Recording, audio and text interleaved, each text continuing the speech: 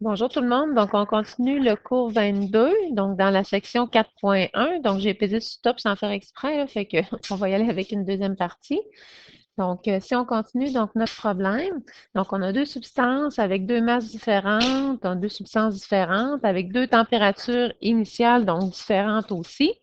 Fait que ce qui fait en sorte que, comme je disais, on peut aller utiliser donc la formule Q est égale à mc delta T, mais Q absorbé est égal à Q donc dégagé, parce qu'on sait qu'une substance qui dégage de l'énergie va être absorbée donc par une autre substance. Fait que ça veut dire qu'on peut y aller avec mc delta T absorbé, absorbé, absorbé est égal à MC delta T, dégagé, dégagé et dégagé. Fait que c'est ça, là, finalement, là, qu'ils nous ont mis ici. Puis le petit négatif, donc, signifie que, dans le fond, il y a une substance qui dégage l'énergie, puis l'autre va absorber, donc, cette énergie-là. Fait que si dans notre cas, ben, c'est sûr que c'est l'eau qui a une température plus haute, fait que c'est elle qui va dégager, donc, l'énergie. Donc, on peut peut-être aller écrire là, dégager, comme ça. Puis l'éthanol, donc, va absorber donc l'énergie. Fait que ça qu'on fait ici, là, regardez là. Fait qu'on a M fois C fois notre delta T est égal à MC delta T. Fait que tout ce qu'il nous reste à faire, là, c'est de choisir, là, finalement, donc d'aller remplacer nos variables à bonne place. Fait qu'on va commencer donc avec l'éthanol, la masse de l'éthanol, 200, la capacité thermique massique de l'éthanol. On n'a pas à prendre tout ça par cœur, hein, la capacité thermique, c'est sûr que je vais toujours vous la donner, fois la variation de température. Sauf que la variation de température, là, il nous en manque un petit bout.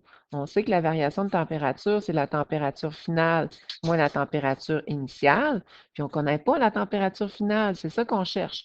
Fait qu'on va mettre TF à la place. Fait que tout simplement, fait qu'on va tout simplement mettre TF moins la température initiale donc de l'éthanol, puis on va faire la même chose aussi pour l'eau. Masse de l'eau, capacité thermique massique de l'eau, avec la variation de température donc de l'eau, fait qu'on ne connaît pas donc la température finale.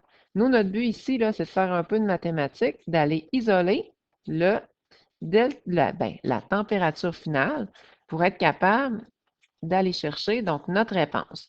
Fait qu'on isole le TF. Fait que si là, ça vous dérange, le TF, là, vous pouvez remplacer le TF par X, là, admettons, là, ça va être vraiment plus facile là, au niveau algébrique. Dans ce temps-là, quand on y va au niveau algébrique, on laisse faire toutes donc les unités. Fait que les unités, là, on fait comme si donc ils n'étaient pas là.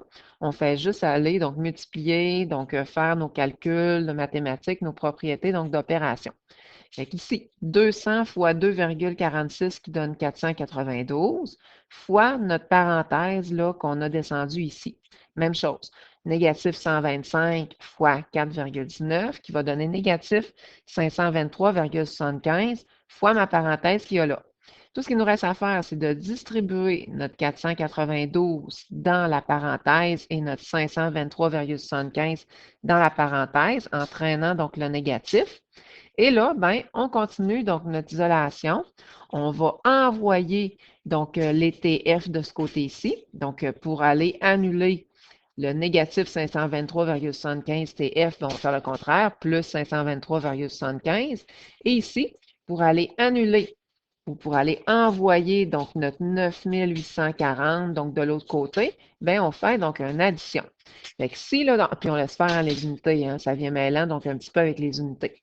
Ça plus ça qui va donner donc notre 54 358,75 degrés Celsius. Puis ici, notre 492 TF plus 523,75 TF qui va donner 1015,75 TF. Tout ce qu'il nous reste à faire maintenant, c'est d'aller diviser donc par 1015,75 donc TF de chaque côté. C'est ça qu'on a fait ici. Et on a donc la température finale. On aurait pu faire le même problème là, avec la grosse formule là, de TF qu'on avait vu. Là, vous vous rappelez, il y en avait trois. Là, une formule avec la masse, une formule avec le volume, une formule là, lorsque on connaissait la capacité thermique massique de chacune des substances. Ça donnerait donc la même réponse. Fait qu'à l'examen, on pourrait choisir qu'est-ce qu'on veut. Maintenant, il nous reste à voir qu'est-ce que c'est. Donc, la capacité thermique massique. On se rappelle que dans la formule Q est égal à mc delta T, Q est égal à MC delta T. C'est le C, donc ici, qu'on appelle capacité donc thermique massique. Autrefois, donc la capacité thermique massique, là, on appelait ça capacité de chaleur. J'ai déjà vu dans des vieux livres aussi, donc chaleur spécifique, chaleur massique. Moi, quand j'ai commencé à enseigner, je me suis dit, bien, qu'est-ce que c'est ça, la capacité thermique massique? Ben, moi, quand je l'ai appris, là, ça s'appelait la capacité donc massique. Fait qu'il faut vraiment savoir que c'est la même chose, là. C'est vraiment des synonymes. La capacité thermique massique, qu'est-ce que c'est? C'est la quantité d'énergie en joules nécessaire pour augmenter d'1 degré Celsius ou 1 Kelvin, là, ça dépend de notre unité, 1 gramme donc de substance. Fait que là j'ai un exemple là, qui est ici. J'ai donc deux liquides. Il y en a un que c'est de l'eau. On se rappelle que l'eau, la capacité thermique massique de l'eau est de 4,18, 4,19 joules par gramme de degré Celsius. Puis la capacité thermique massique de l'alcool, bien, ça dépend là, du type d'alcool, ça c'est sûr. Si, admettons, on prend l'éthanol, c'est environ de 2,4, 2,46, 2,4, ça dépend du type d'alcool. Donc, comment que ça se fait que sur le thermomètre ici, ma température est plus élevée, puis que là, ma température est moins donc élevée, donc ici, c'est normal, parce que la capacité thermique massique de l'eau, vu que c'est un chiffre plus gros, c'est immense là, comme capacité thermique massique, 4,18, c'est un gros chiffre là, pour une capacité thermique massique. Puis ici, ben, c'est pratiquement donc la moitié, donc la capacité thermique massique est plus petite. Fait que ça veut dire que l'eau, dans ce bécher-là, a tendance davantage à absorber donc la chaleur que l'alcool. Fait que c'est pourquoi là, que les pompiers utilisent, comme on s'était dit, l'eau pour éteindre donc le feu.